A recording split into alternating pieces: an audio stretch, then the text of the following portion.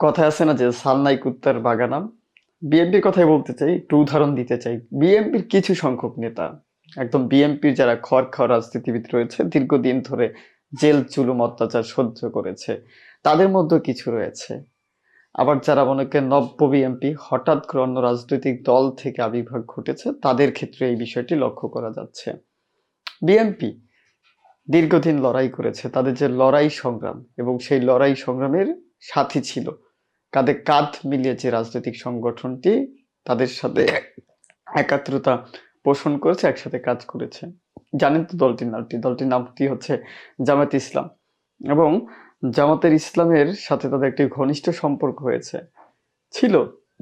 এখন এই রাজনৈতিক টানাপোড়েন চলছে, অনেকেই নিজেদের দল গোছানোর চেষ্টা করছে। জামাতও হচ্ছে 5ই আগস্টের পর থেকে বিএনপির সাথে সব ধরনের সম্পর্ক বিচ্ছিন্ন করে তারা এককভাবে রাজনীতি করছে, মাঠে কাজ করছে। তারা তাদের নেতাদেরকে গোছানোর চেষ্টা করছে, বিভিন্ন জায়গায় মিটিং করছে, আহ,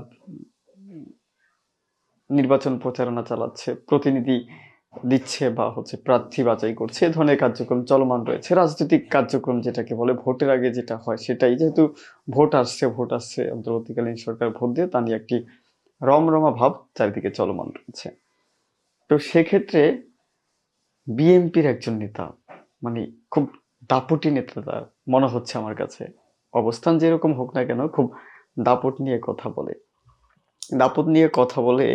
এবং এই কথাটা আমার শোনার পরে খুব কষ্ট লেগেছে। দেখুন, রাজনীতিবিদ রাজনীতিবিদ যত শিক্ষিত হয়, জনবান্ধব হয়, জনগণের জন্য তারা কাজ করবে, কিন্তু অন্য একটি রাজনৈতিক দলের নেতাদের এভাবে বলতে পারে কিনা, খুব কঠিন ভাষায় বলা এবং হুমকি দিয়ে কথা বলা, হুমকি দিতে পারে কিনা। তার রাজনৈতিক সংগঠনের হয়ে সে কাজ করবে, অন্য রাজনৈতিক দলের যারা রয়েছেন, সংগঠনের সদস্য যারা রয়েছেন, সাংগঠনিক দায়িত্বে যারা রয়েছেন, রাজনৈতিক দলের দায়িত্ব যারা নিয়েছেন, তারা তাদের মতো কাজ করবে। রাজনৈতিক সহিংসতা সৃষ্টি বা কথার কাটাকাটি, সংঘর্ষ সৃষ্টি, এটা দ্বারা কি আহ, পাওয়া যায় আমাদের, মানে প্রশান্তি কি পাওয়া যায়, বা কি বার্তা দিচ্ছে ভবিষ্যৎ রাজনীতির জন্য বা ভবিষ্যৎ বাংলাদেশ নির্মাণের জন্য। বিএনপি যদি ক্ষমতায় আসতে পারে তাহলে কি হতে পারে, অবস্থাটি একটু ভয়ানক হবে। আওয়ামী লীগ যেরকম ছিল তার থেকে মনে হচ্ছে এরা বেশি আগ্রাসী হয়ে উঠবে। তাদের নেতাকর্মীদের কথা শুনলে সেটা বোঝা যায়।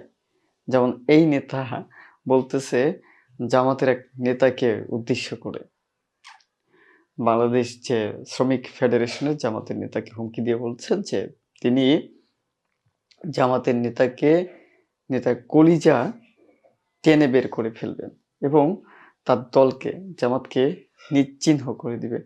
আওয়ামী লীগ সরকার সবচেয়ে বেশি কাজ করেছে জামাতকে নিশ্চিহ্ন করতে, কিন্তু আসলে কি পেরেছে? কোন রাজনৈতিক দলকে কি ফিনিশ করা সম্ভব? না, এখনো কিন্তু পরিকল্পনা চলছে কিভাবে আওয়ামী লীগকে ফিনিশ করা যায়। আসলে কি এই পরিকল্পনা সক্ষম হবে, বা এই পরিকল্পনা কি আসলেই বাস্তবায়ন করা সম্ভব হবে? জামাতকে যেরকম নিষিদ্ধ করা সম্ভব হয়নি, তেমন আমার মনে হচ্ছে না আওয়ামী লীগকেও রাজনীতি থেকে নিষিদ্ধ করা সম্ভব হবে। যাক, জামাত তো সেই 1971 সাল থেকেই বাংলাদেশের বিরোধী শক্তি হিসেবে পরিচিত। সেই বিরোধী শক্তি হওয়ার পরও তাদের যেহেতু নিঃশেষ করা সম্ভব হয়নি, আমার মনে হচ্ছে না আরো সম্ভব হবে। কিন্তু সেই রাজনৈতিক দলের নেতাদেরকে হুমকি দেওয়া, তার দলকে নিশ্চিহ্ন করে দেওয়া, এটা কি আসলেই শোভনীয়? এটা কি রাজনৈতিক সৌন্দর্য? এই রাজনৈতিকবিদদের কাছ থেকে আমরা কি শিখবো? রাজনৈতিকবিদদের কথা যে ইতিহাস হয়ে থাকে সেটা হয়তো এই নেতা ভুলে গিয়েছেন। চাইলেই মানুষের কলিজা টেনে ছিঁড়ে ফেলবেন বা হচ্ছে কলিজা বের করে নিয়ে আসবেন হাতে ধরে। এটা কি সম্ভব কোনো মানুষের পক্ষে? কতটা ভয়ঙ্কর হলে একটা মানুষ, আর কতটা মানসিকভাবে অসুস্থ হলে কথা বলতে পারেন? আমার মনে হচ্ছে এই বিএনপির এই নেতা মানসিকভাবে অসুস্থ। সে মানসিকভাবে অসুস্থ বা হচ্ছে মানসিক ভারসাম্যহীন, এজন্যই তিনি এ ধরনের কথা বলেছেন। তিনি যদি সুস্থ স্বাভাবিক একজন মানুষ হতেন তাহলে তার পক্ষে কথাটা বা এ ধরনের কথা কখনোই বলা সম্ভব না, বা কোনো রাজনৈতিক দলে বা কোনো সাধারণ মানুষ যে সুস্থ মস্তিষ্কের একজন মানুষ, রাজনীতিবিদদের কথা বাদই দিলাম আমি, সুস্থ স্বাভাবিক মস্তিষ্কের একজন মানুষের পক্ষেও বলা সম্ভব নয় যে কারো কলিজা টেনে বের করে ফেলা বা হচ্ছে কারো কলিজা ছিঁড়ে ফেলা বা কোনো রাজনৈতিক দলকে নিশ্চিহ্ন করে দেওয়া। এটা কিন্তু কোনো সাধারণ সুস্থ মানুষের পক্ষেও বলা সম্ভব নয়। এই ব্যক্তি অসুস্থ এবং সেই অসুস্থ ব্যক্তির জন্য বিএনপির রাজনৈতিক সংগঠন যেটা বিএনপি আসলে কি পদক্ষেপ নিচ্ছে? তাকে শোকজ করা হচ্ছে কারণ দর্শানোর জন্য। সে কি কারণ দর্শাবে? সেই কারণগুলো জানতে আমার খুব মন চাচ্ছে যে আসলে সে কি কারণ দর্শাতে চাচ্ছে। দর্শক, খবরের পাতায় যেতে চাই। খবরটা একটু আপনাদের জানাতে চাই। জামাতকে হুমকি, সেই বিএনপি নেতা শোকজ। তাকে শোকজ করানো হচ্ছে। কুড়িগ্রামের রাজারহাট উপজেলায় বাংলাদেশ জামাতের ইসলামী অঙ্গ সংগঠন শ্রমিক কল্যাণ ফেডারেশনের এক নেতার কলিজা টিনে ছিঁড়ে ফেলেও তাদের দল জামাতকে নিশ্চিহ্ন করার হুমকি দেওয়ার অভিযোগ উপজেলা বিএনপির আহ্বায়ক আনিসুর রহমানকে কারণ দর্শানোর জন্য শোকজ নোটিশ দেওয়া হয়েছে জেলা বিএনপির পক্ষ থেকে।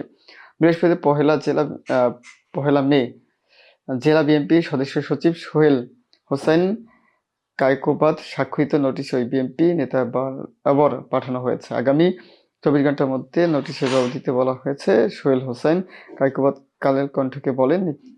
কালবেলাকে বলেন নিশ্চিত করেছেন। অভিযুক্ত বিএনপি নেতা আনিসুর রহমানকে দেওয়া নোটিশে বলা হয়েছে, সাম্প্রতিক সময়ে সামাজিক যোগাযোগ মাধ্যমে আপনার একটি ভিডিওতে প্রকাশ্যে হুমকি প্রদান, অসংলগ্ন ও উত্তেজনাপূর্ণ ভাষায় বক্তব্য প্রদান করেছেন এবং একটি রাজনৈতিক দল সম্পর্কে অশালীন ও অবমাননাকর মন্তব্য করেছেন। ভিডিওতে ব্যবহৃত ভাষা এবং বক্তব্যে সামগ্রিক দলীয় শৃঙ্খলা ও রাজনৈতিক সহনশীলতার পরিপন্থী। এ কারণে আপনাদের যে কোনো সাংগঠনিক ব্যবস্থা গ্রহণ করা না তা পত্র প্রাপ্তি 24 ঘন্টার মধ্যে দেওয়ার জন্য বলছে। সে কি জবাব দেবেন? আমি আসলে তাদের মতো যারা রাজনীতিবিদ রয়েছে তারা কি জবাব দিবেন? তারা কি কারণ দর্শানোর জন্য তাদের নোটিশ পাঠানো হয়েছে? সেই নোটিশে কি উত্তর দিবেন? এটা আমার জানতে খুব ইচ্ছে হয়।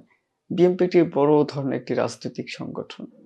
বহু মানুষ, প্রায় হচ্ছে বাংলাদেশের 85% মানুষ না হলেও কিন্তু 65 থেকে 75% মানুষ বিএনপিকে সাপোর্ট করে, তাদেরকে রাজনৈতিক দল হিসেবে বা ক্ষমতায় চায়।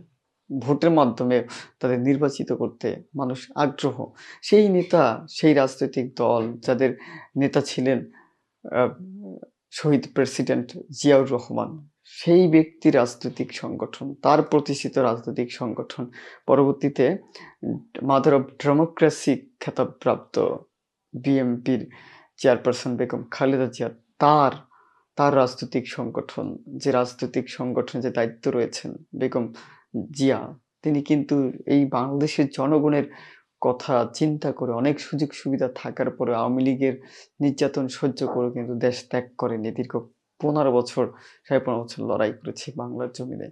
তার রাজনৈতিক সংগঠন এবং স্মার্ট, আধুনিক তারুণ্যের প্রতীক হিসেবে খ্যাত জনাব তারেক রহমান, তার রাজনৈতিক সংগঠন, সেই রাজনৈতিক সংগঠন মির্জা ফখরুল ইসলাম আলমগীর মতো যেখানে স্মার্ট লোক এবং হচ্ছে গিয়ে ক্লিন ম্যান খ্যাত ব্যক্তিরা দায়িত্বে রয়েছে, সেই রাজনৈতিক সংগঠনের কিছু কিছু নেতা এরকম কিভাবে হতে পারে?